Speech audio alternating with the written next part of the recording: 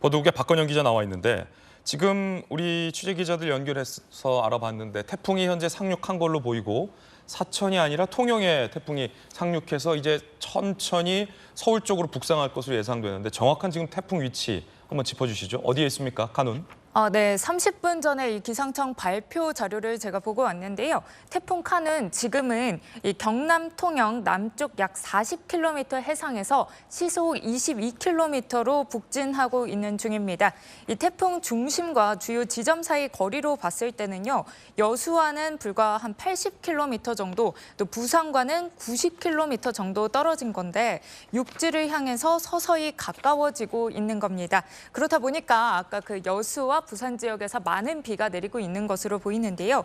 중심 기압은 970 헥토파스칼에 중심 최대 풍속 초속 35m 정도로 강한 태풍으로 현재 북상 중인 걸로 보입니다. 이게 보통 육지를 지나면서 좀 강해서 중으로 이 태풍의 강도가 떨어지기도 하는데요. 이따가 이제 청주나 대구 지역을 지나면서는 좀 태풍의 강도가 떨어질 수 있다는 관측이 나옵니다. 그러면 태풍 카눈이 9시, 그러니까 저녁 9시쯤 되면 서울을 지나간다 이렇게 봐도 되겠군요.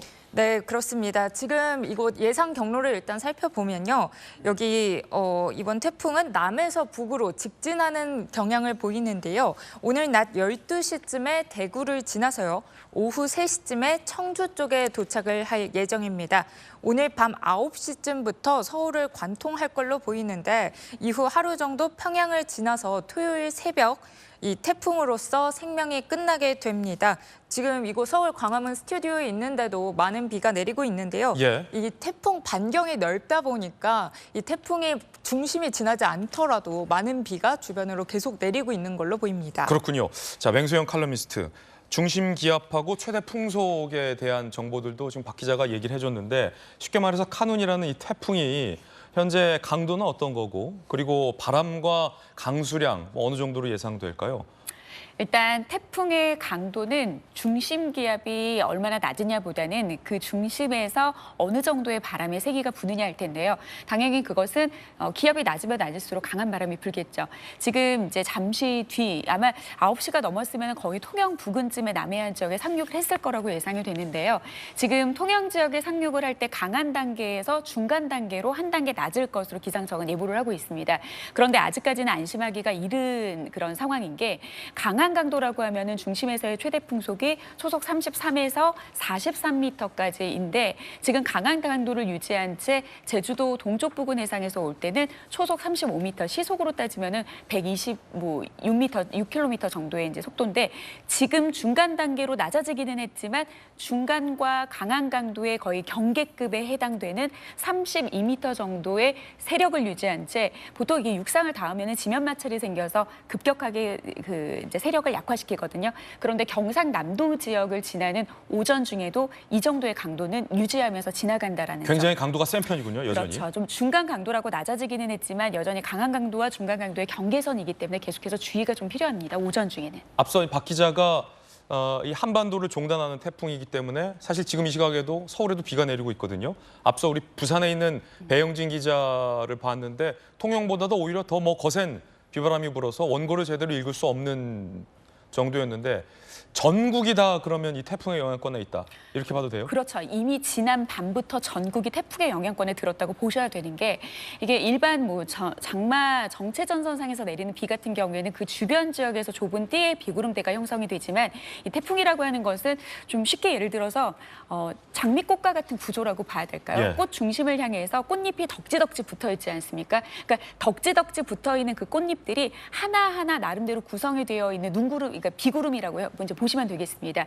그래서 좀 어느 지역에서는 소강 상태를 보이다가도 어느 지역에서는 강하게 발달할 수도 있고 그렇기 때문에 지금 태풍 전면에서 거의 태풍의 반경, 그러니까 강풍 반경보다 더 넓은 지역에서 태풍은 중심이 다가오기 하루 이틀 전부터 많은 양의 비를 폭넓은 지역에서 뿌리거든요. 네. 그리고 오히려 중심이 지나고 나면 언제 비가 내려냐는 듯이 비는 금방 그칩니다. 근데 바람은 중심에서 멀어지고 나서까지도 어느 정도 안정되기 오기까지 시간이 꽤 걸리기 때문에 비와 바람에 대비하는 그런 어떤 시간들의 차이를 좀 두고 살펴볼 필요가 있습니다. 강한 비바람, 그러니까 바람도 여전히 강할 것으로 예상이 되고 이 태풍의 이동 속도가 빠른 태풍은 아닌 축에 속하기 때문에 천천히 태풍이 이동한다는 것은 그만큼 이동하면서 계속해서 많은 비가 내려진다는 거고 그 얘기는 누적 강수량이 많아진다라는 의미입니다. 기상청은 지난번 호우, 극한호우 수준의 많은 비 피해가 있을 것으로 우려된다라는 예보도 내놓고 있는 상황입니다.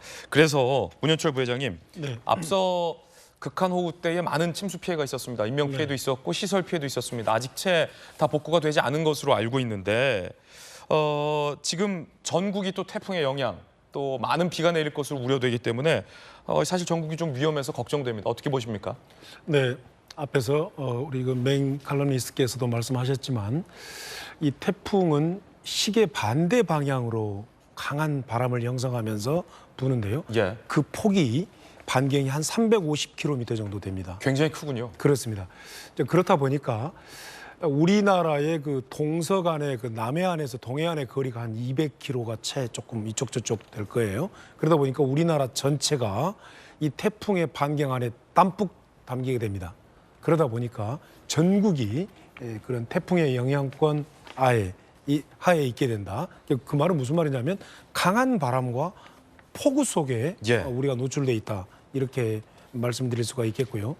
아마도 그 기상청 관측 이래 지금 처음 있는 그 아주 독특한 태풍을 우리는 경험하고 있다. 뭐 이렇게 진단할 수가 있겠습니다. 지난번 이 호우 피해가 입은 지역 채 복구가 되지 않았는데 그 지역에 추가 피해가 오지 않을까 좀 우려되는 대목이군요. 그렇다면. 네, 일반적으로 폭우나 태풍 피해가 있게 되면 그 복구 공사가 1년 안에 끝나는 공사가 많지가 않습니다. 예. 제가 그 태풍 루사, 아까 태풍 루사 얘기가 좀 나왔습니다만은 태풍 루사 때 그 피해 현장을 한 3번 정도 답사를 했었습니다. 2002년 8월 31일에 있었던 태풍 루사인데요. 예. 근데 그때도 역시 그 큰 피해 지역들은 그 복구 공사를 하는데 공사를 설계하고 뭐 준비하고 하는데 그리고 또 시공하고 하는 시간들이 뭐 평균적으로 3년 이상 걸리는 공사들이 많기 때문에 그렇군요. 우리는 또 매년 태풍이 오지 않습니까? 그러다 보니까 이렇게 그 복구가 덜 되어 있는 상태에서 다음 태풍을 맞게 되는 이런 경우가 왕왕 발생한다. 그래서 응급 복구가 일단은 중요하다. 뭐 이렇게 말씀드릴 수가 있겠습니다. 자, 지금 태풍이 상륙을 한 것으로 보입니다. 이제 천천히 태풍이 올라올 겁니다. 올라오면서 강한 바람과 많은 비를 뿌리면서 이 한반도에 영향을 직접 주게 됩니다. 서울에, 제주에 각각 취재 기자가 더 나가 있습니다. 현장 연결해서 지금 상황 알아보겠습니다.